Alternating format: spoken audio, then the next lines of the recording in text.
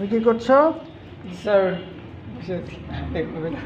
আচ্ছা, আমাদের স্টুডেন্টরা টাইপ করতে করতে বিরক্ত হয়ে যায়। হ্যাঁ, জি স্যার।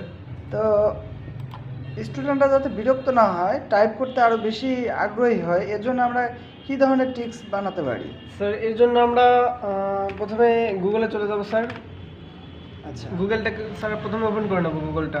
আচ্ছা এরপরে স্যার আমরা হচ্ছে এখানে কিবোর্ডে ক্লিক করতে পারি ZTY.PE